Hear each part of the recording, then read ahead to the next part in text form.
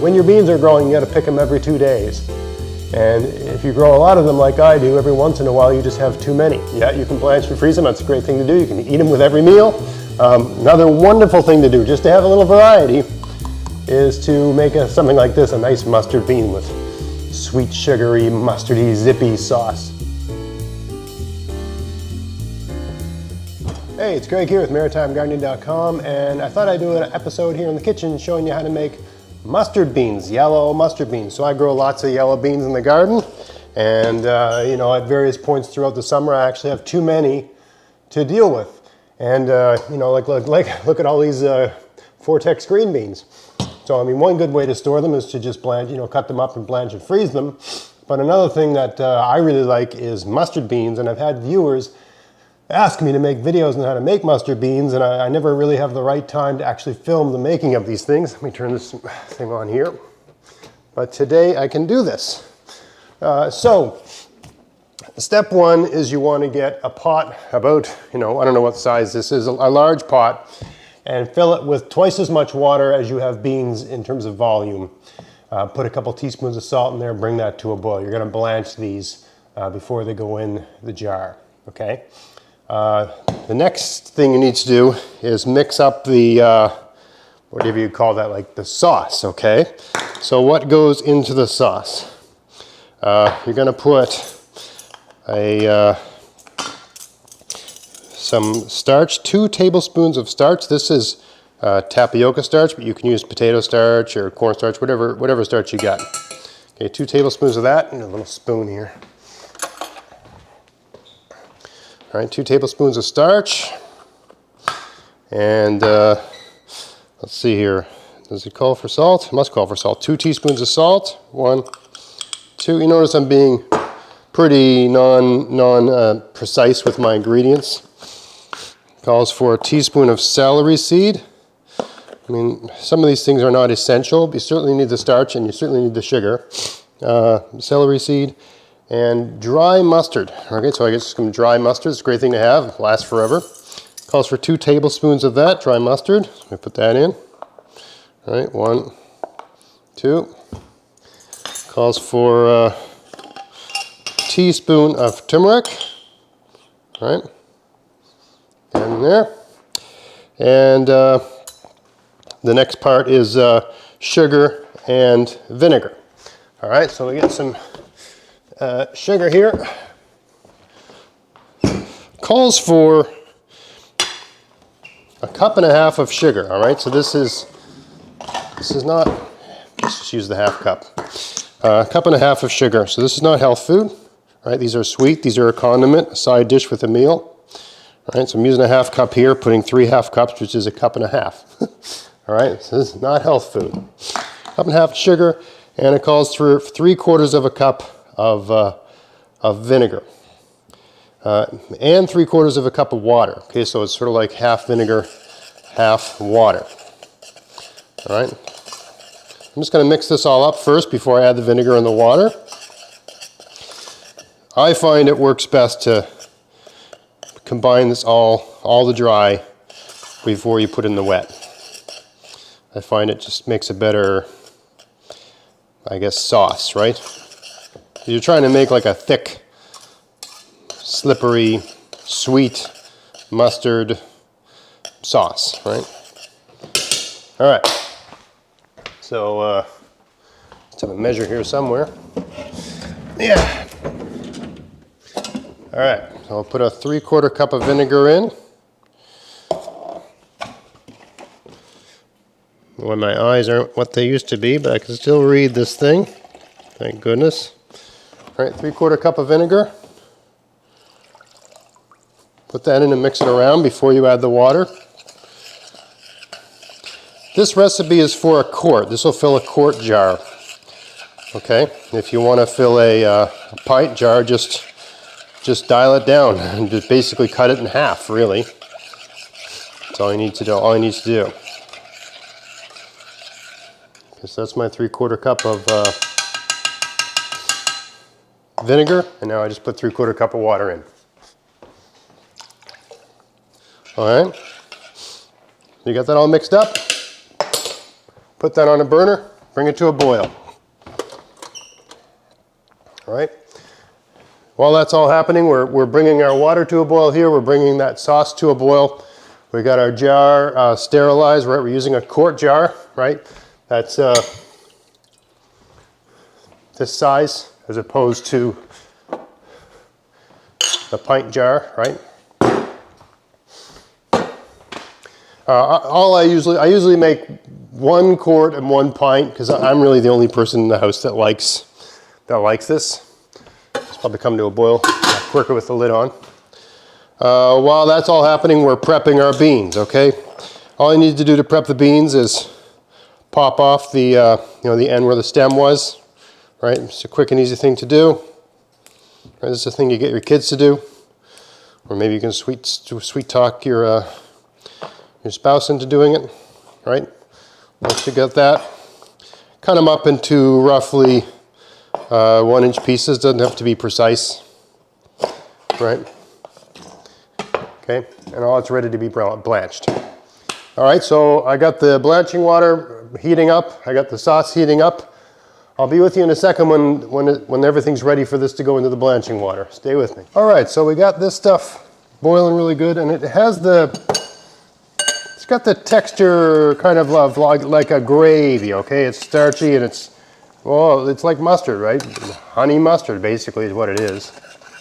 Or sugar mustard, right? So that's all ready. It's been at a rapid boil, brought it to a boil, and basically boiled and stirred it for about 2 minutes on that rapid boil. That's enough, all right? So that's ready.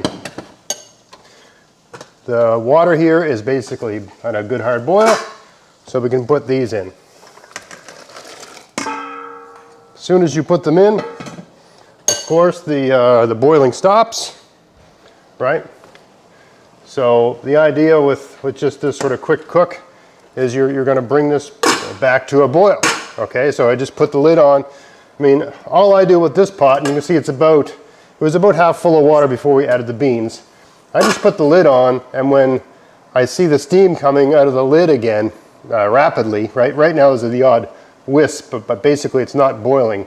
When I see the steam escaping the lid, I know it's boiling again because there's just so much steam being created. The lid can't hold it all down, right? So that's what I use. But I mean, you could just check it from time to time, and when it comes back to a boil, you know it's ready. It should take 2 or 3 minutes, really. That's all it really takes. Okay, so I'll be with you in a couple minutes when that's come back to a boil.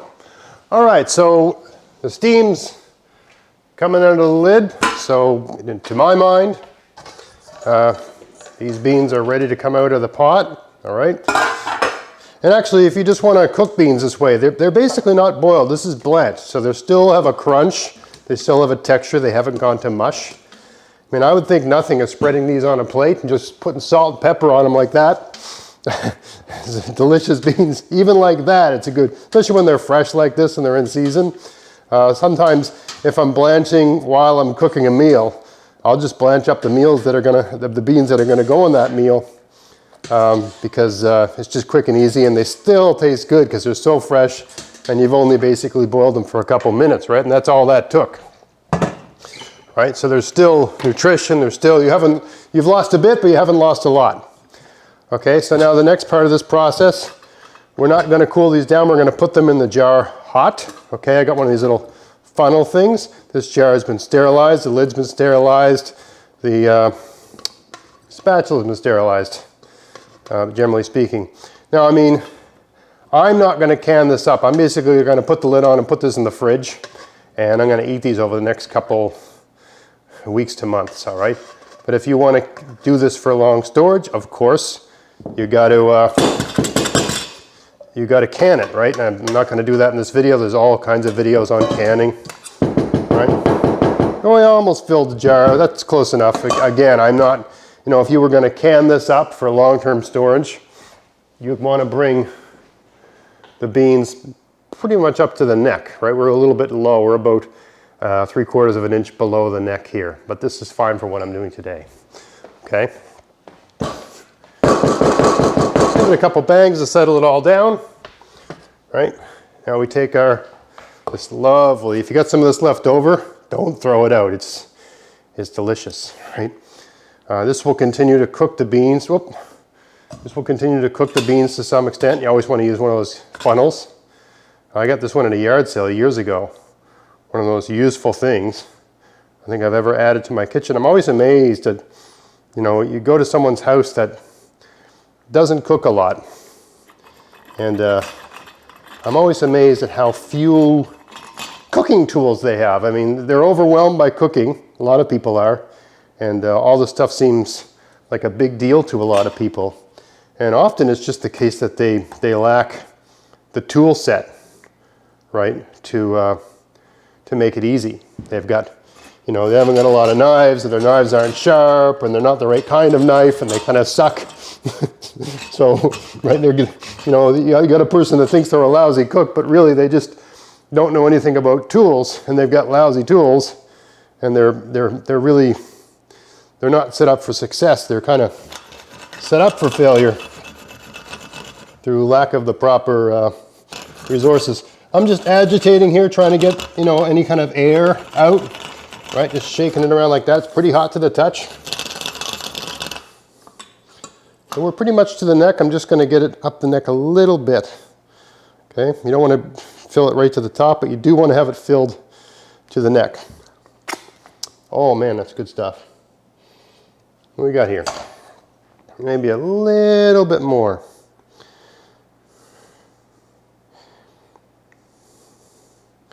All right. So there, it's basically filled 1/2 inch from the very tippity top, okay?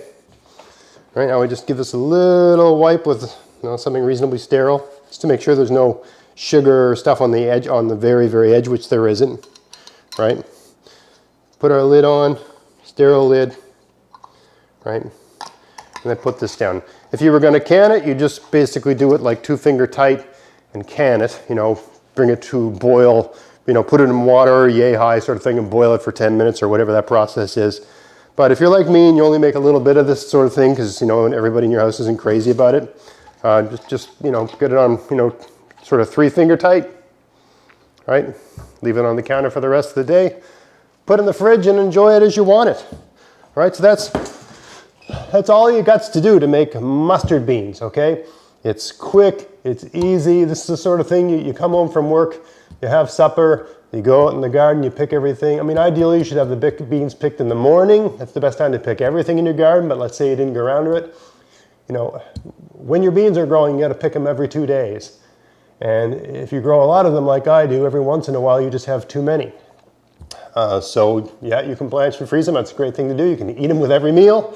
Another wonderful thing to do, just to have a little variety, is to make something like this, a nice mustard bean with sweet, sugary, mustardy, zippy sauce, right? You put a little dish of that on the table when everybody's having some sort of meal, you know, baked ham or something like that. You have a little bit of this on the side, cold out of the fridge. It's fantastic. If you grew up with that sort of thing, I mean, this is kind of an old-fashioned thing, right? But I grew up with it. I love it. And every year I want to have a little bit, right? I haven't fully indoctrinated my kids into this sort of thing, and my wife didn't grow up with it. But who knows, maybe it'll work their way. I get them to eat like a little bit, you know, whenever we put it out, and they begrudgingly humor me. But yeah, maybe they'd learn to like it, who knows, right? But anyway, that's how you make mustard beans. Hope you found that video interesting. If you did, please like, share, subscribe. And until next time, get out there, get at it, have fun in your garden, have fun in your kitchen. Thanks for watching.